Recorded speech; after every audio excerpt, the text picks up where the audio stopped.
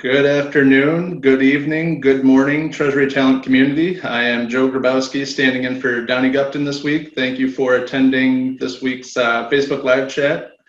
We're going to have Amol Dhargalkar, from Chatham Financial, talking to us about negative interest rates today. You just told me, Amol, sorry about that. But as always, we're joined by Simon Lynch, Scotty John, and also Amol. Gentlemen, thanks for joining us today. How you doing? Great. Thanks for having me, Joe. Awesome. Thanks for taking the time to show up. Scotty, you were silent. How are you doing? Doing great. Just trying to avoid talking over one another here is always a challenge. I hear you.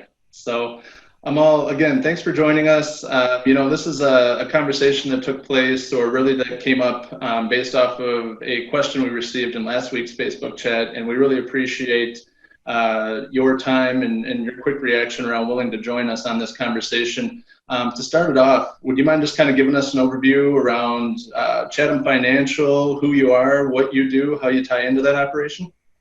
Yeah, absolutely. So nice to virtually meet all of you that are on this session here today.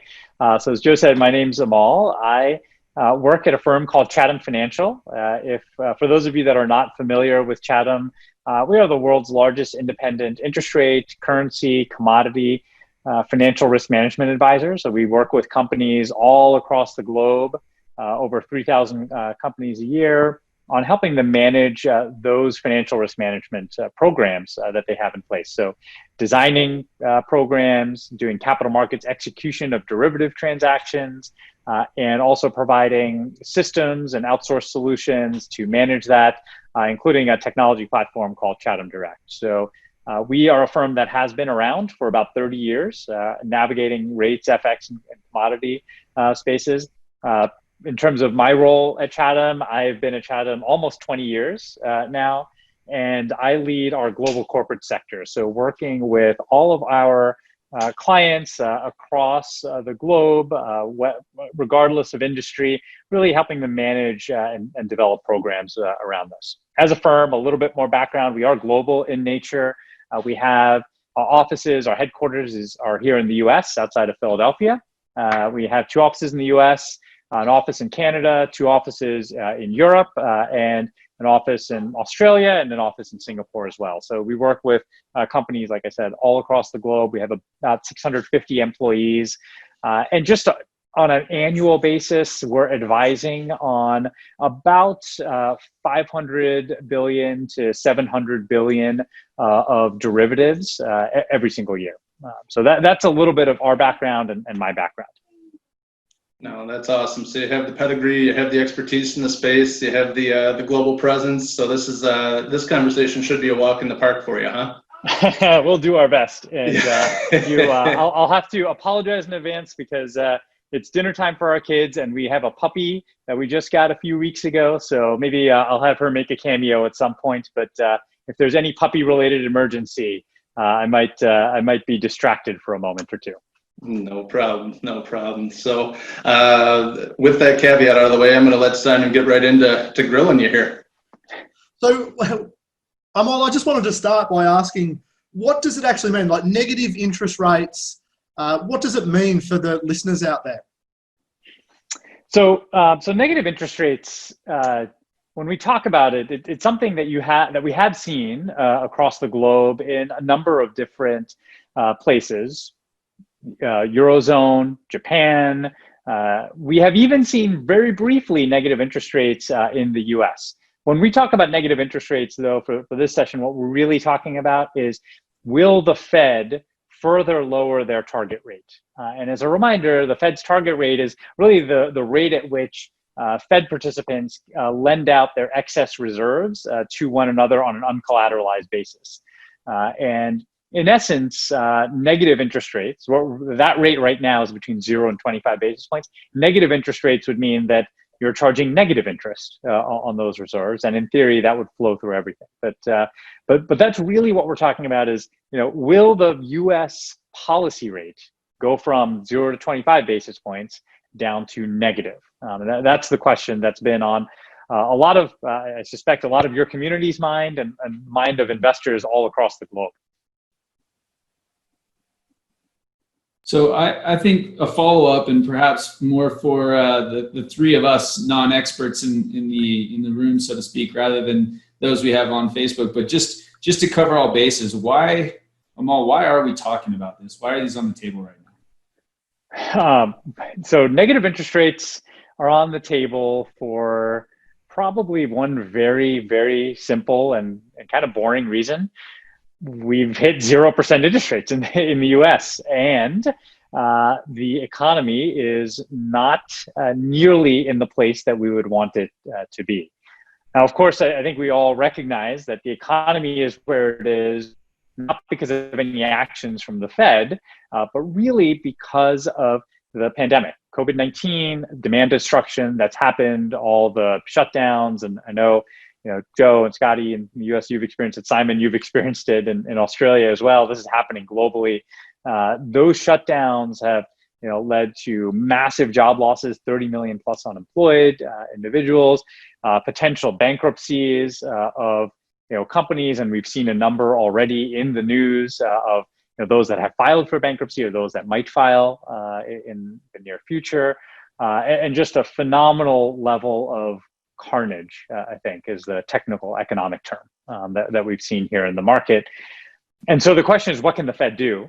And the obvious place that people go to is that the Fed's main tool for either juicing the economy or pulling it back if we see inflation that's a little bit rampant, or the economy's running a little too hot, is to control short-term interest rates, that Fed funds target rate, as I was talking about. And because that rate is at now 0, or technically between 0 and 25 basis points, that's the range, an obvious place to go is, well, can't we lower it?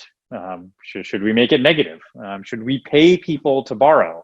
As happened, I think, in Denmark not that long ago, you could take out 10-year mortgages at negative interest rates. Should we do that? Would that juice demand? Would that take cash off the sidelines? Would that allow demand to increase? So that's really what's driving it, Scotty, is that the economy's in really rough spot, and there's nowhere to go but negative on the interest rate side for the Fed. No, that makes sense, and appreciate that explanation. So I guess the next follow-up question there is, if you're sitting in the treasurer's seat, what's the risk to Treasury, to a corporate Treasury at this standpoint? Oh my goodness. So I have a long list here, so you Yeah. probably have to stop me from the soliloquy. Yeah. So I'll try to break it up in a few big categories. So one, let's talk a little bit about cash and investments. A lot of companies, whether you're investment grade or high yield, have taken the reopening of the debt markets the last several months to go out, issue debt, and frankly are sitting on a good thing in a crisis, which is excess liquidity, more cash than they would otherwise have. And then I'm sure many listeners have spent some time thinking about investment policies and where to deploy and how to deploy that cash. One of the challenges with the possibility of negative interest rates, of course, is if you have it sit in a bank account, are you literally going to get charged money to keep your cash there? That might be true for all of us too on a personal level. Are we going to be charged money to keep our cash in our savings accounts or in our checkings accounts? And so that's a major question, I would say. And that's an implication that's very real, because nearly every company has cash invested somewhere. And so you'll want to think about how to manage through that process. And while we're not experts in the cash and investments process, I just want to share a story with you of a client that experienced this challenge a few years ago when rates went negative in the Eurozone. This was a US company, very large, Fortune 100, I want to say, multinational, doing an acquisition of a company, much smaller company in Europe. And they were raising capital for the acquisition. They were issuing debt in advance of the closing. So they issued a bunch of dollar debt, and they were going to raise dollars. And they said, well, I'm not sure if we should hedge it or if we just put it into euros. And ultimately they said, oh, let's just put it into euros and wait for closing. right? Just kind of like an escrow account, if you will, or just a rainy day account. Wait for closing to occur. They had an impossible time finding a bank to take the money because negative interest rates, they were going to get charged negative interest rates, and banks felt like the money was basically, it was hot in that it wasn't going to sit there for a long time. It was just going to go in for a little bit and it was going to come out quickly. So banks literally told them, actually, no, thank you. I don't want you to put your cash here. And we're talking about billions of dollars or euros. So, this is not something that they expected to encounter, but negative interest rates had just entered entered the lexicon. Banks were just starting to deal with it. And again, this is a Fortune 100, huge company, great banking relationships, and literally banks were telling them, we're good. No, thank you. Do not send me your euros. So that's perhaps an extreme example, but one of the things that there absolutely are some implications for Treasury as you think through that. So that's just on the cash and investments side of things. There's other implications too. So let me talk about a second area, which is on the debt side. External debt for companies with revolvers or term loans. The immediate question is, if you're borrowing off of Libor, let's say, what does that mean? If Libor goes negative, does that mean you get the benefit of that negative Libor rate, or does your debt actually have a floor in there on Libor, which is what's very common right now? What's very common if you've done any financings, I would say, or refinancings in the last at least 6 months, probably closer to 12 months, is that you probably have a 0% Libor floor in there. In other words, you don't get to benefit if Libor goes below zero, if the Fed cuts rates below zero. That's unfortunate, but not everybody has that. And again, going back to when rates first went negative in the Eurozone, we had a client that actually their bank system, or their admin agent on their term loan, their system couldn't capture negative interest rates. You literally couldn't put a negative number into the cell. If it's like if you go into Excel and you try to put a number in and you get an error, that's what was happening to their systems. And so they just put in zero. But our clients with us, we talked to the client and said, no, you actually should be paying negative plus your borrowing spread on this based on your loan agreement. There's no Libor floor in here. You should be paying less on interest expense. And so they actually went back to the bank and were able to negotiate. It wasn't much of a negotiation. It was literally in the legal documents. It said, no, like you can't do this to me. You're charging me too much interest. And so that was a manual process for the bank actually for a little while to be able to charge them that appropriate negative.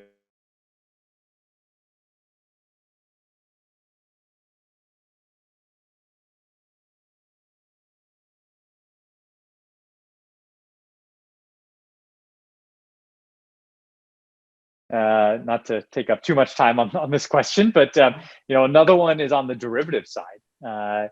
Same issue. So if anyone has pay fixed swaps or receive fixed interest rate swaps in place, that's an exchange of fixed payments for floating payments. Are your floating payments limited? Do you have floors in there or not? Is the bank going to pay you negative interest on that floating leg if you're owed interest on that? In other words, that means you're going to pay them. Right, that's what receiving negative interest is, and so that's a big question to dig into, your derivative documentation and understanding how that's written. All those confirmations that didn't seem that exciting or relevant at the time now are going to become a little bit more relevant and exciting as you dig into this.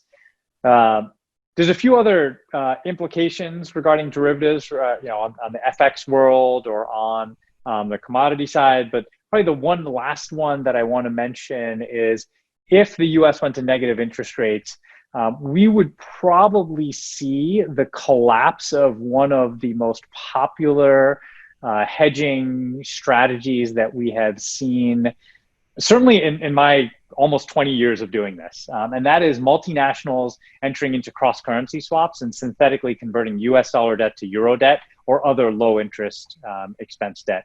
And that has led to, over the last several years, hundreds of companies have pursued this strategy. There's a ton of reasons for it. We don't have to get into it.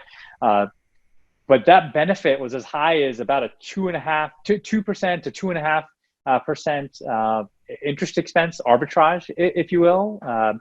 As U.S. rates came down due to the pandemic and Eurozone rates stayed, that benefit has compressed. We're kind of in the 100 basis point, 75 basis point range now. If U.S. rates went negative, that benefit would compress even further. So, if you're worried about that, but you haven't followed this strategy yet, I would say probably worth looking into cross-currency swaps now. If you're worried about interest rates going negative, we'll talk later about whether that will actually happen or not. But definitely, there's a lot of implications for Treasury. And that's all on the external side, let alone any internal implications, particularly if you have intercompany debt. How's that going to play out for you? If you have supplier financing arrangements that are tied to Libor or other interest rates that could be negative, how's that going to turn out? So it's I'd call it more than an afternoon's worth of work to think through the implications. No, that's great. And you touched on Libor. We got just a real quick question from Joby. Joby, thanks for your question. It says, how do you see this affecting Libor, and more interestingly, SOFR, which is getting a real test prior to Libor elimination? Yes. So I think everyone on the call probably is aware that Libor is supposed to go away. We have been talking about the demise of Libor for, it feels like forever, but the market is has really come to appreciate that this is really happening. COVID was able to delay the Olympics and is probably going to stop football season here, at least a college football season, but it can't stop the end of Libor apparently. So if rates went negative in the U.S., it's reasonable to expect Libor to go negative as well. And you can look to the ECB or the Eurozone as an example for that. You can see Euro Libor rates are negative, your Libor rates are negative. You can look at Japan, Yen Libor and Yen benchmark rates are negative. So you would reasonably expect Libor to go negative. Repo rates, which is what SOFR is based off of, Joe, would also be expected to go negative. Repo rates actually and are going to be much more closely tied to the Fed funds target rates than even Libor is. For example, earlier this year during the earlier part of the pandemic, as the Fed was cutting rates, Libor was actually increasing. And the reason for that was dislocation and concern over debt markets and liquidity in debt markets. So Libor went up even though rates were going down. SOFR, meanwhile, just followed the Fed funds target rate, and SOFR went down. So you would expect SOFR to go negative as well. What this all means for companies, though, is a whole different story, because Libor transition plus negative rates, like Libor transition alone, I will say is, while no one probably feels this, I'm not going out on a limb when I say this Libor transition alone is the single greatest change that any of us will experience in the capital markets in our careers, even more than negative interest rates, partly because I'm not confident that negative interest rates in the US are actually going to happen. But this, if those two items combine together, it's going to be, I think the technical term is a mess, is probably the best way to think about it. Well, Amol, I mean, treasurers have basically been trying to squirrel away cash as much as they can now and make sure that they're covered for this pandemic. Now we're starting to talk negative interest rates. How can a treasurer prepare, and how can they get ahead of the game? Because this is almost turning things on its head. Yeah, I think so. If you're a multinational, probably, Simon, that you have some experience of how you navigated this in the Eurozone, assuming you had Euro cash that you were also holding at some point, or Japan, or you name it, right? So those experiences might be instructive to what you could expect here in the US. I think generally, if you're really worried about it, the first thing I would do is I would actually talk to your bankers and just say, how are you guys thinking about it? How are you thinking that you would roll this out? Are you going to do it for all balances? Are you going to say balances in excess of this? Is it really is how are you thinking about it? And then I would suggest, absolutely looking at your investment policies and understanding how much you want to have in terms of liquidity on, in accounts versus in, do you want some type of, do you want it in different funds or other vehicles? Do you want separately managed accounts that might get you a little bit more yield? Those are all questions I think that companies should be thinking about in the context of negative interest rates. Really, again, have conversation with your bankers. There's no harm in having that conversation early. And then two, just think through what that might mean, particularly in the current environment, as you mentioned, of high liquidity, high cash balances. Think through what that might mean for your investment policy, and if you're willing to adjust it or change it in some way in order to, not be hit with the impact of negative interest rates. Okay, it's I think planting the seeds, right? Amol, with your bankers, because there might be some negotiation that has to happen if this does in fact occur. But to your point earlier, you kind of alluded to the fact that you don't really think it will, and I guess the follow-on question to that is why not? Well, I want to be clear in saying I'm not taking a view here on whether it will or will not. You're hedging. Okay. Far being it for a hedging advisor to do that, right? But well, we don't have a view on interest rates, but I'm just going to tell you what Chairman Powell of the Fed has said repeatedly, which is that they've looked at it, but they just don't think that that's the right solution for the U.S. economy. And so I'm going to go with the word of the guy in charge of the Fed. And he said it repeatedly, not once, not twice, not thrice. Every time he's asked this question, he says basically the same thing. And he says, I don't think it's appropriate. He also does hedge himself a little bit, Scotty, and he says, it's possible, it might make sense someday, but at this point, it's not appropriate. And what the Fed is looking at is just a wide range of tools. This situation that we are all managing through the best we can, the Fed is frankly in no different of a position. This is an unprecedented market environment, economic environment that all central banks are working through, and so they are unleashing unprecedented programs. For those that have been following along at home, like I have. Within days of cutting interest rates to zero, the Fed unleashed all of those programs that they had set up during the great financial crisis in 2008, all of those, and then some. I mean, like the alphabet soup plus more letters were thrown out so quickly. These are the same programs that took years to roll out in the great financial crisis. They just did it. And so the Fed is not shy to take action. And I think that's been a hallmark of Chairman Powell throughout this whole process, is that he's been very action-oriented, focused on making sure markets don't seize up, that things are moving as smoothly as possible. Other actions that they might take, though, certainly they could do more asset purchases. That's what that alphabet soup of programs really was, buying everything from treasuries to, corporate bonds, municipal debt, you name it, ETFs, not quite equities. So buying everything, but probably, they could do more of that. They could do the negative interest rates that we've talked about.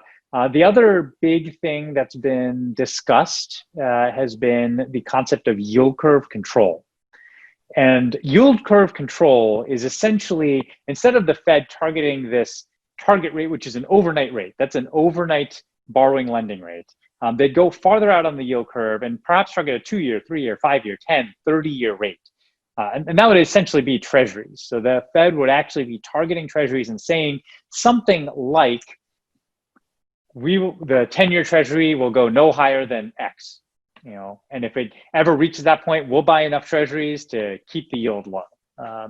So that is another strategy they might pursue. Is it on the table? Yes. Is it imminent? That's unclear. There's a meeting in 1 week from now, actually, that we will know, if they're going to unleash it. I think it's, I don't know that they've talked it up enough to unleash it at that meeting, but they certainly might. And the other thing that the Fed has been doing, which might be unpopular for some, but is important to recognize, is that they've also been recognizing the limits of their own capabilities. So while they're doing all of these different things, they've simultaneously called on Congress, which Congress did previously, to enact more fiscal stimulus. Whatever that form that might be, they have constantly said we need more fiscal stimulus from Congress. And already the U.S. Congress has put in trillions upon trillions of dollars into the economy. And there's discussion now of an additional stimulus bill or I shouldn't even call it stimulus, a stabilization bill to try to keep things at least somewhat level and from getting worse. That's out there. So those are a bunch of reasons. Basically, Chairman Powell said probably not going to do it, or see it. And probably the other big reason that I'll mention is that the ECB and the Bank of Japan have both had negative interest rates for a while, for years in the case of both of them. And in this pandemic, it's worth noting, they have not cut rates to be further negative.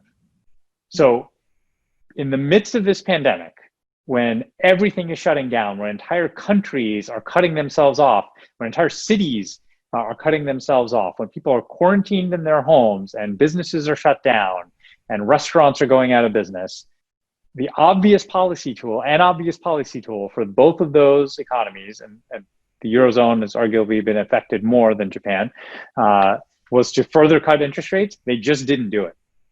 So that tells you something, that maybe they feel like there's not much of a benefit to making things go further negative. And maybe for the US economy, that implies there's not much of benefit at all to going negative. No, that's good insight. I think I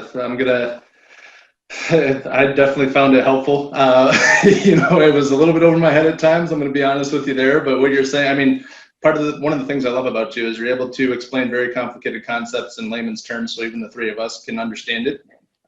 So thank you for that, for just not like hitting us with a bunch of technical stuff that we don't basically would cause our eyes to glaze over or anything like that. You've made it fun. You've made it engaging. I appreciate that. Simon, Scotty, any questions that we have? No, I'm curious. I guess we probably don't have any additional questions from the community right now. Is that correct? Let's see. Matthew Spurway actually just mentioned yield curve control is already happening in Australia with RBA buying 3-year Treasury bonds. Yeah, that's right. So yield curve control is I think, candidly more likely than negative interest rates in the U.S. And certainly far more likely to occur sooner, i.e. that yield curve control would probably come before negative interest rates based on what Chairman Powell has said. And technically the US is doing one part of the yield curve control. The Fed is buying, Treasury bonds and Treasury securities. They just haven't come out so far as to say, here's we're just setting a limit on how high those rates can go. That's what yield curve control really is. And so we are seeing it in other places across the globe. And the US, given that it is such a large part of the global economy and holds a disproportionate share of capital markets activities, I think US central bankers are rightfully wary of the actions that they would take and the impact on not just the first order impacts, but the second and third order impacts across the globe. So it's not surprising to me to actually see other central banks maybe pushing the envelope because the Fed is probably very closely watching what the RBA and the ECB and the BOJ and the Bank of Canada and the Bank of England and others will be doing as they navigate this pandemic. That makes sense. And along those same lines, we have a question from Tony. Tony, thank you. It says, is there a good way for people to detect banks passing on additional fees to cover negative interest rates if it happens? Or is it just another situation where you just need to stay on top of your banks and continue to talk with them and keep that conversation going? Yeah, I think transparency is sometimes very difficult to come by. So for those companies that already do share of wallet calculations and bank fee analysis across the spectrum of services that their banks are providing to them, so not just on the cash and banking side, but as well, or cash side, but also on the investment banking side, derivatives, you add up everything together.